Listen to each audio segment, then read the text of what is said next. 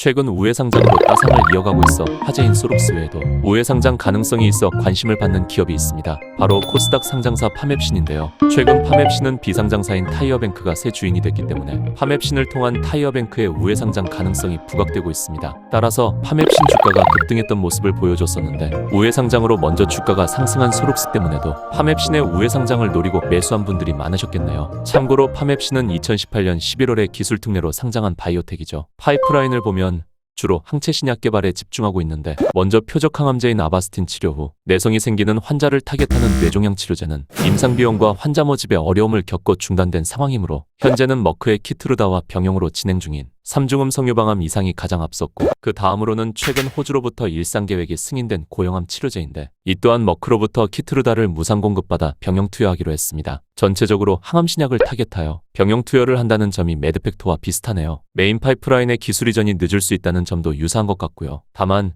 최근에 황반변성 환자를 대상으로 하여 일상을 진행 중인 물질이 국책연구과제로 선정되어 35억의 연구비를 지원받게 됐는데 이것의 기술 이전 가능성이 1에서 2년 내로 그나마 제일 빠르다고 전망되고 있네요. 이렇게 초기 개발 후 기술 이전을 타겟하는 파맵신은 비즈니스 모델 특성상 기술 이전 전까지는 수익을 내기 어려운 구조입니다. 때문에 파맵신은 코스닥 존속 규정이 유예되는 기술 특례로 상장을 했는데 지난 기간 동안 이렇다 할 기술 이전 성과를 내지 못한 채 유예기간이 만료됐죠. 매출 규정은 5년간 유예됐었으나 올해인 2024년부터 적용되고 법차손 규정도 3년간 유예됐으나 2022년부터 적용됐죠. 또한 장기영업 손실 규정은 면제됐으나 자본 잠식은 유예되지 않습니다. 즉 2024년 현재 파맵신은 매출, 법차손, 자본 잠식 요건을 모두 주의해야 하죠. 그런데 23년 초에 제출된 감사보고서를 보면 일단 매출 요건이 문제되네요. 분기 3억, 반기 7억, 연 30억을 모두 충족하지 못합니다. 따라서 파맵신은 당장 이번 1분기 실적 발표 이후인 5월 중순에 매출 요건으로 인한 상장실질 심사 사유가 발생될 수 있겠습니다. 아마 거래 정지가 될 수도 있을 겁니다. 그리고 당시 자본 잠식은 문제되고 있지 않았지만 지속적으로 영업 손실을 내어왔기 때문에 현재는 부분 잠식이 진행 중일 것 같네요. 게다가 파맵신은 법차손 요건이 문제가 됩니다. 22년부터 유예가 되지 않았는데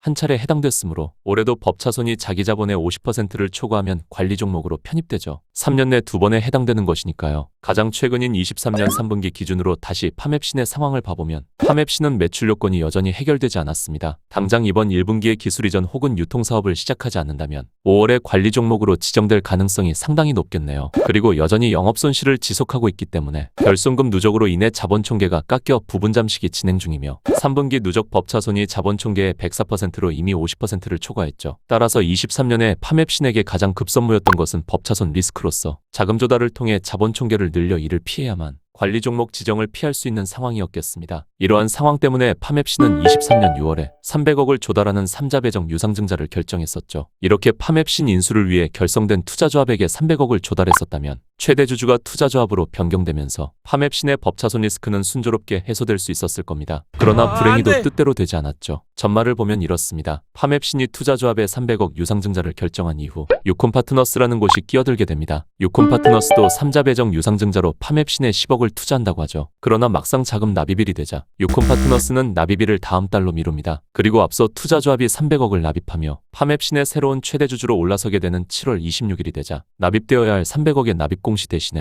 최대 주주가 투자조합이 아니라 다른 곳으로 변경된다는 공시가 발생되죠. 바로 유콘파트너스입니다. 유콘파트너스는 앞서 파맵신의 10억의 납입을 연기한 곳이죠. 기존 유진산 대표의 구주를 유콘파트너스가 양수한다는 것이고 300억도 투자조합이 아닌 유콘파트너스가 납입한다는 내용입니다. 따라서 기존 최대 주주인 유진산 대표는 먼저 구주매매 계약으로 계약금만 받으면서 보유 주식 전부를 유콘파트너스에게 장애블러 딜로 넘기게 됩니다. 이렇게 최대 주주가 유콘파트너스로 변경됐죠. 파맵신의 새로운 최대 주주인 유콘파트너스는 유진산 대표에게 인수대금의 계약금인 4억만 먼저 지불하고 나머지 잔금은 이후 300억을 투자하면서 발행되는 신주로 지급하겠다고 말합니다. 파맵신이 300억을 투자받기 위해서는 유진산 대표의 보유 주식을 담보로 요구받았기 때문에 당장 파맵신의 재무 리스크를 해결하기 위해 300억이 필요했던 파맵신 대표가 먼저 보유 주식을 유콘파트너스에게 계약금을 받고 넘겨준 뒤 이후 잔금 대신 신주로 다시 돌려받으려고 했던 것 같네요. 하지만 파맵신에 총 310억을 납입해야 하는 유콘파트너스는 납입비를 몇 차례 늦추더니 끝내 투자를 하지 않습니다. 겨우 4억으로 유진산 대표의 보유 주식을 가지게 됐던 거죠. 결국 구주양수와 310억 투자가 철회됐으니 유진산 대표는 당연히 넘겨준 주식의 반환을 요구했지만 불행히도 돌려받지 못합니다. 왜냐하면 유콘파트너스가 넘겨받은 주식을 담보로 대출을 받은 뒤 주가 하락으로 인해 담보 유지율이 밑돌게 되면서 반대 매매로 청산을 당했기 때문이죠. 재무 리스크를 가진 파맵신의 자금 납입이 늦어지면서 주가적으로도 침체를 겪던 파맵신의 주가는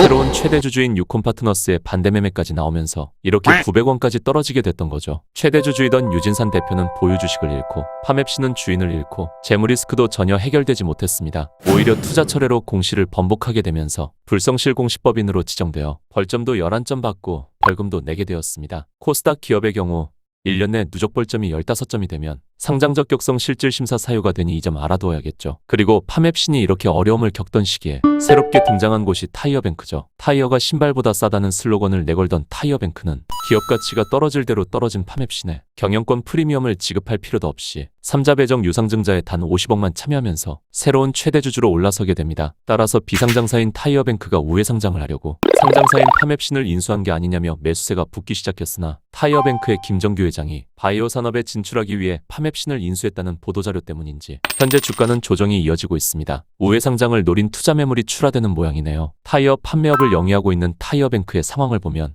재무는 현재 엄청 넉넉하다고 볼 수는 없지만 연매출 4천억에 연이익은 500억에 가깝기 때문에 재무는 더욱 탄탄해질 수 있겠네요. 파맵신이 안정적인 기업을 최대 주주로 맞이하게 됐군요. 다만 타이어뱅크는 노이즈가 있는 기업이죠. 과거 타이어 교체 고객의 휘를 고의로 훼손하거나 고객을 기만하는 영업으로 논란이 된 적이 있으며 김정규 회장은 탈세로 벌금형을 받은 적도 있어요. 무엇보다 내부 거래를 했다는 정황이 있습니다. 타이어뱅크가 비상장사인데다가 김정규 회장이 지분의 93%를 가지고 있기 때문에 내부 거래가 있고 수백억대의 횡령 혐의가 있는 등 아무래도 공정하지 못한 부분들이 문제되고 있는 것 같네요. 타이어뱅크 최대 주주의 이러한 점들은 타이어뱅크가 직접 상장을 추진하기에는 부정적인 영향을 미칠 수가 있죠. 상장 이후에도 이러한 거버넌스를 가진다면 소액 주주들에게 피해를 끼칠 우려가 있으니까요. 게다가 타이어뱅크와 김정규 회장은 저가항공인 에어프레미아의 지분을 15% 확보하며 에어프레미아의 신임 회장으로 선임되기도 했습니다. 에어프레미아는 아직 적자를 이어가고 있지만 현재 매출 성장이 대단하네요. 따라서 비상장사인 타이어뱅크와 에어프레미아의 경영권을 가진 김정규 회장은 아무리 바이오 산업을 위해 파맵신에 투자했다 해도 성장성을 가진 타이어뱅크와 에어프레미아의 상장을 위해 파맵신을 활용한 우회 상장을 추진할 가능성이 있다고 볼 수 있습니다. 물론 아직 윤곽이 드러난 것은 없어 언제 추진할지는 모르겠으나 일단 투자 포인트를 잡아보자면 23년 말에 타이어뱅크의 50억이 파맵신에 납입됐음에도 파맵신의 자본 총계는 176억에 그치기 때문에 이미 3분기 누적 법차손이 자기 자본의 50%를 초과하게 됩니다. 즉 파맵신은 3년 내에 법차손 요건에 2번 해당되어 이번 3월에 관리 종목에 지정될 가능성이 상당히 높고 그로 인해서 거래가 정지될 수도 있겠습니다. 게다가 이번 1분기 동안 매출을 발생시키지 않는다면 5월에는 분기 매출 요건으로도 거래 정지가 될 수 있죠. 물론 이전에 타이어뱅크의 추가 투자로 자금을 불어넣을 수 있고 이후 유입되는 자금으로 유통업을 추가해 매출은 쉽게 일으킬 수 있겠지만 그보다는 관리 종목 지정으로 인해 파맵신의 주가가 무너진 이후에 더 낮은 가격으로 투자를 하는 편이 타이어뱅크의 추가 지분 확보 면에서 더 낫지 않나 싶네요. 따라서 추후 우회 상장의 통로가 될 수도 있는 파맵신은 현재 시점에서 접근하면 절대로 위험할 수 있다고 생각되고 이후에도 법차손 및 분기 매출 요건이 해소되지 않으면 역시 절대 접근하면 안 됩니다. 거래 정지는 생각보다 길어질 수 있거든요. 타이어뱅크 입장에서는 파맵신이 법차손 및 매출 요건으로 관리 종목으로 지정되어 거래가 정지된 이후 자금을 투입하고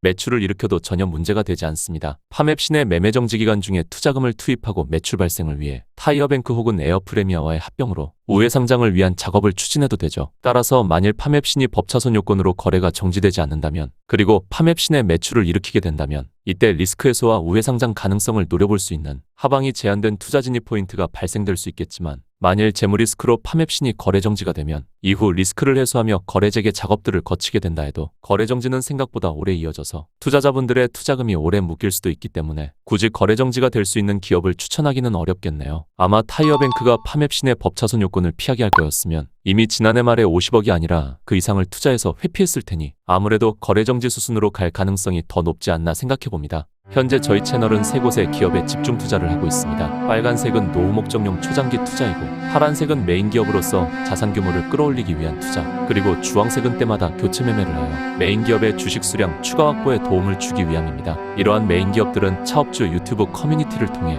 분기보고서와 공시, 회사문의 산업 동향을 수시로 분석해드리고 있으니 저희 차업주의 집중 투자를 함께 하고 싶으시다면 차업주 유튜브 회원 가입을 부탁드리겠습니다. 다만 회원 가입을 하지 않으셔도 공개 영상들은 보실 수 있으니 구독해주시면 때마다 이슈되는 다양한 형태의 공시 영상들로 왜 기업들이 이런 결정들을 하게 되고 주가에는 어떤 영향을 주게 될지에 대해 해석하는 영상을 볼 수 있으실 겁니다. 그러면 오늘도 차트 없는 주식 투자였습니다. 감사합니다.